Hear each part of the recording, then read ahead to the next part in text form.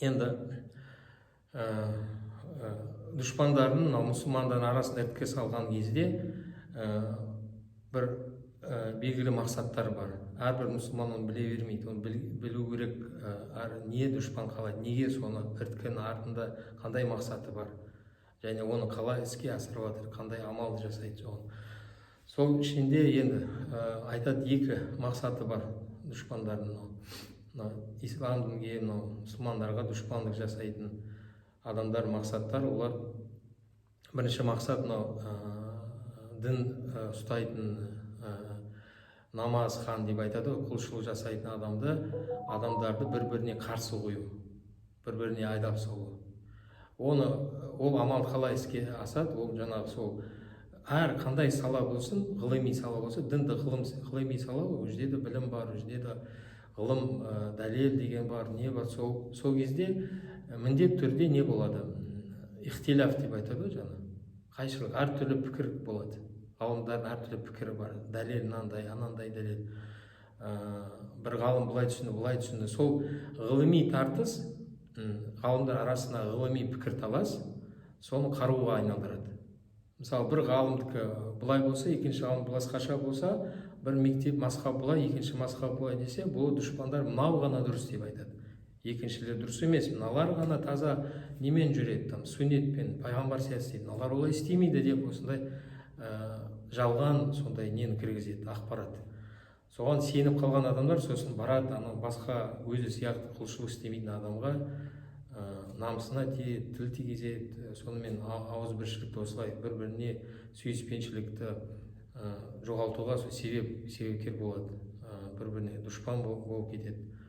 Не істеп. Ал ол жерде ғалымдардың несін айтып кетейік бірден.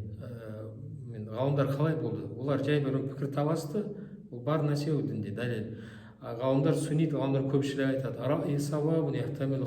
біздікі дұрыс деп санаймыз, менің ұстанатын дәлел, менің таңдаған иштихадым дұрыс деп ойлаймын, бірақ қате болуы мүмкін. Яғни 100% мен өздікі дұрыс айтып жатқан жоқпын. Алла біледі, белгісіз. Менімен келіспеген ғалымдікі, оныкі дұрыс болуы мүмкін.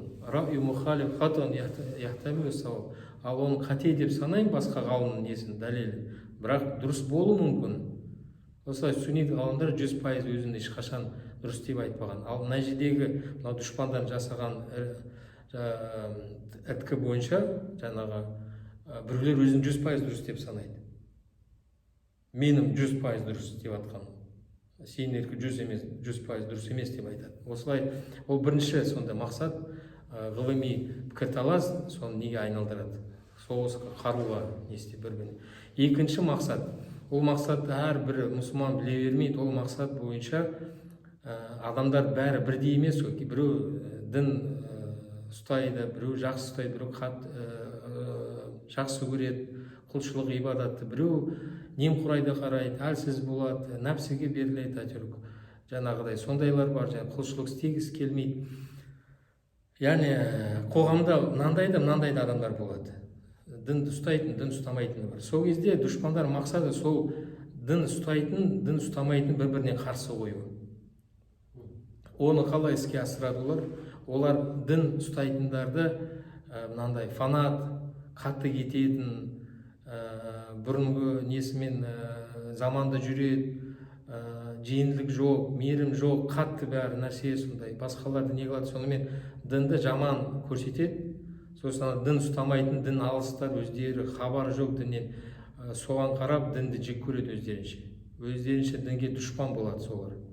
Солай, осылай. Ол кезде анау қатты кететін, дін ұстайтын адамдар, оларды кінәлі, бірақ бұл жерде ар жағынан сол біреулердің сондай арам саясаты бар. Әдейі бір-біріне қарсы қою. Қоғамда дін ұстайтын, дін ұстамайтын бір-бірінді жек көріп жүрсін, бір-біріне бастар қосылмасын, бөлу үшін жаңағы сол жасалатын амал екен. Осы жерде жаңағы дін ұстайтын адам оны ойлау керек, өйткені Алланың алдына ертеңді әр нәрсе үшін жауап береді. Және сол дін ұстамайтын олда да ондай алданып қалмау керек, ойлану керек. Өзі дін ұстағысы келмесе де, бірақ ол үшін біреуге дін ұстайтын адамға сөз айтып, тиісіп, оған дұшпандық жасап, ар жағына өзі сол біреудің саясатының қуыршағы болып, сол құрал болып кетуі мүмкін. Байқамайсың, өзінше сондай жаман саясатқа түсіп қалуы мүмкін біреулердің. Енді осы жерде жаңағы мынау адамдарды енді сондай дінге қарсы қойып қояды біреулерді қоғам ішінде. Сол адамдарды мысалы бұлар әрекеті қандай? Олар енді тыныш отырмайды, бір нәрсе әрекет істейді. Біреулер сөйлейді, бір нәрсе өзінің ішінен шығарады, өзінің несін жек көрінішті шығарады дінге деген. Енді амалдары деп олды да білу керек. Ол біреулер ойлайды, неге бұлай деп ойлайды. Соны кітаптарда ғалымдар оны айтып кетеді. Ол кезде олардың амалдары және сол дұшпандарға керек сол нәрсе. Олар өткен діннен алыс болса, мұсылман адам әлсіз болады. Рухани әлсіз болады. Рухани да бәрі бірге байланысты. Біздің мысалы өткенде бір кісілер жақсы айтты, біздің ата-бабамыз неше ғасыр бойы ислам дінін ұстаған, ешкім араб болып кетпеді, бәрі сол мұсылман болып қалған. Бұл және өтірік пропаганда, что араб болып кетеді, бір нәрсе болып кетеді. Ислам дінін қанша ғасыр ұстады, не істеді? Кейде сол ислам дінін арқылы осындай біздің ата-бабамыз мықты болып, осындай жерде өмір сүріп жатырмыз. Алла тағала бізге осындай нығмет берді, тәуелсіздік берді, мынандай үлкен жер берді. Соны шүкір жасау орнына керісінше біреулер дінге қарсы не қылады, дінге қарсы дұшпан болады.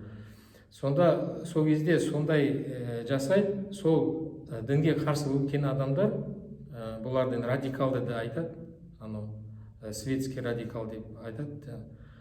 Бұлардың қандай амал? Олар амал бойынша, олардың қалайтыны бойынша дін тек қана мешітте жүру керек, сыртқа шықпау керек.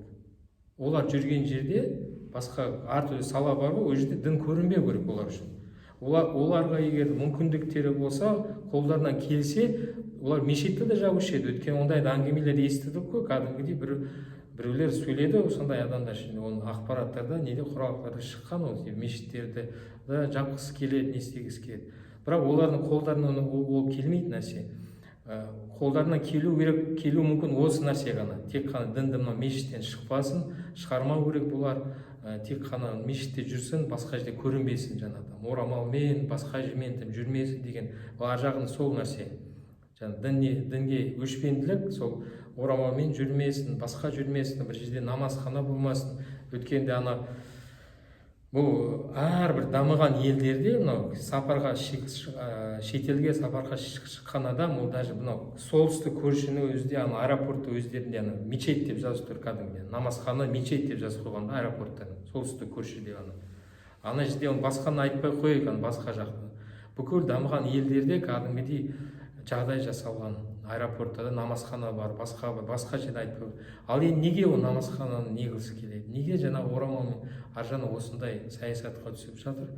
Дұшпандардың әдейі бұларды мақлұқ қылып қойды, дінді жек көретіндей жасап қойған. Бұлар өз дінімен, ата-баба дінімен күресіп жатыр. Кейбір мысалы адамдар білем, таныс, солардың аталары нелері уже қатты дінде ұстаған адамдар кәдімгі. Несі ұрпағы кәдімгі дінге қарсы не істеп жүр. Сонда енді бұл несінде, ол да кінәлі емес, ол бірақ сондай жағдай болып отыр. Кінәлі емес, әрине адам өзі кітап оқитын, білім іздейтін адам ол іздену керек, оқу керек, нәпсіге бермеу керек. Жаңа сен зерттейші, оқысайшы, қалай болып жатыр әлемде, қазір бәрін білуге болады, қандай басқа жерде. Көбінесе бірден айтып кетеді, бір елдерді айтып кетеді, бір қалып қояды деп Қазақстан. Ал мынандай дамыған елдерді айтпайды, мұсылман елдерді. Оларды айтқысы келмейді. Өйткені өздерінің несіне қарамайшы келеді. Өйткені ол жерде дінді ұстап, өйткені орамалмен бір нені келді, бір Сингапурдың президенті. Бәрі көрді, бүкіл Қазақстан көрді. Қандай үлкен жарыс, Азияда болсын, несі орамалмен жүр, ешқандай не жоқ, проблема жоқ, ешқандай не жоқ. Ол жерде адамдар өздері жаңа сол қалай саясатқа түсіп жатқан өздері білмейді. Және діни радикалға тиіседі, өздері солардан жаман болып жатыр, діни радикалдан. Өйткені олар солар сияқты да өздері құртып жатқан, бүлдіріп жатқан өздері білмейді. Өздерінше өздерінде бұлар патриотпын деп санайды. Шындығында өздері овал жасап жатыр біздің елімізге сондай адамдар.